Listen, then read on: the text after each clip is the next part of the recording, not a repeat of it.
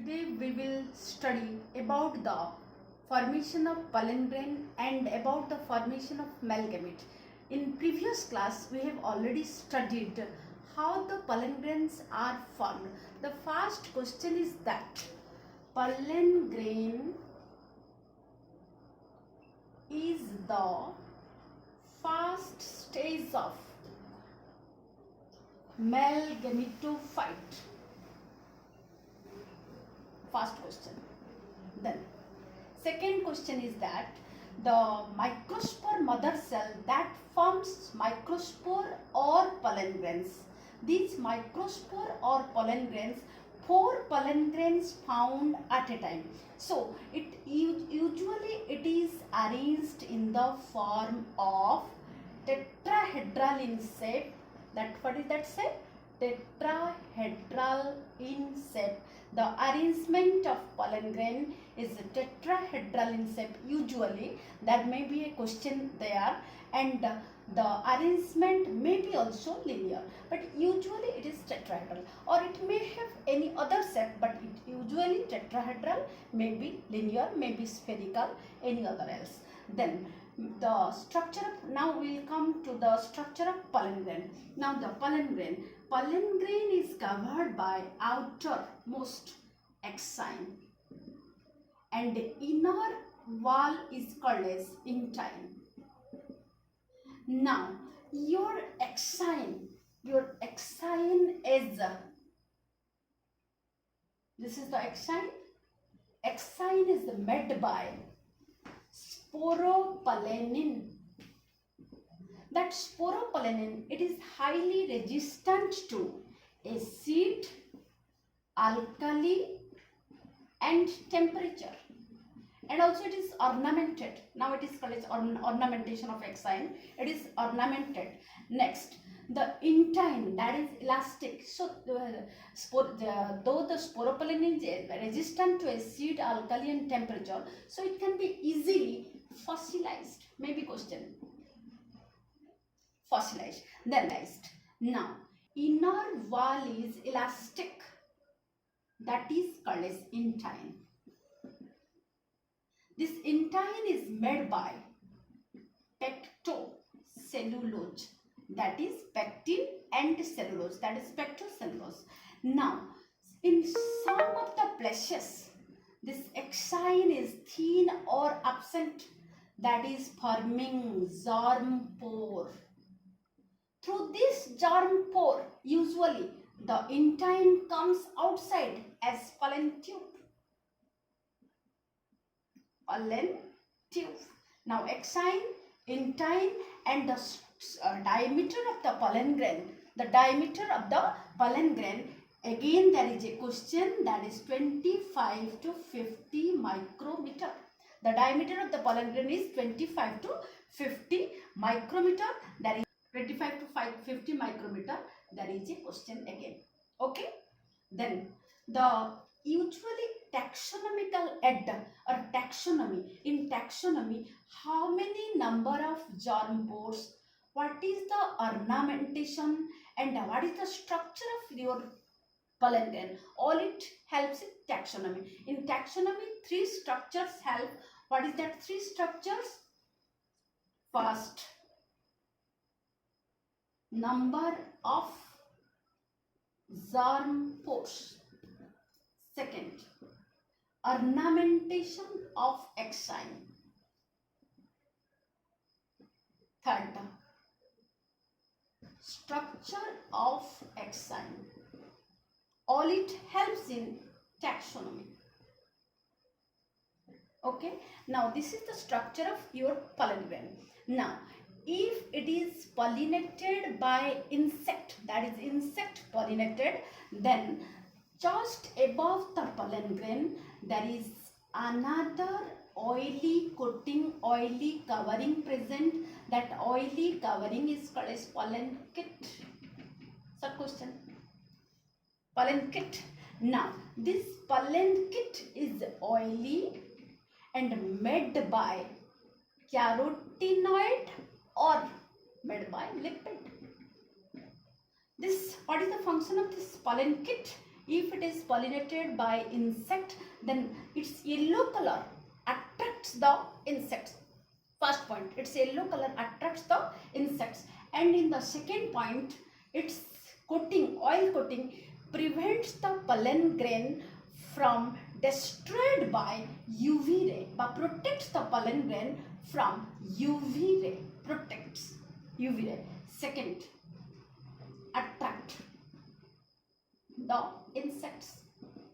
Okay. Now the structure of pollen grain is over.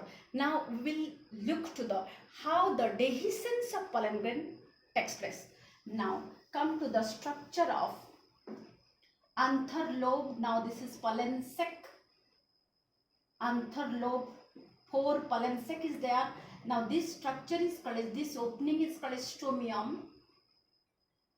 Just below the epidermis, the layer is called as endothecium. Now this layer is called as endothecium. Mind it, endothecium, I have already told, endothecium is hygroscopic in nature. Endothecium is hygroscopic in nature. It means when anther matures, this endothecium dry and this part breaks. So pollen grains that is found here come outside through the stomium. Pollen grains come outside through the stomium. Now pollen grains dehisced. Again, now we will come to the how the male gamete formation takes place. How the male gamete formation takes place. Now look to the structure of pollen grain. This is exine. This is intine. Now this is germ pore, exine, intine, germ pore. Now inside it, the nucleus first divides by mitosis. One is larger and another one is smaller. The larger nucleus is called as vegetative nucleus, or that is also called as tube nucleus.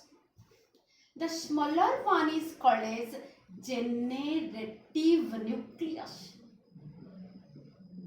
So mitosis takes place, one mitosis, now forming vegetative nucleus, and another one is generative nucleus.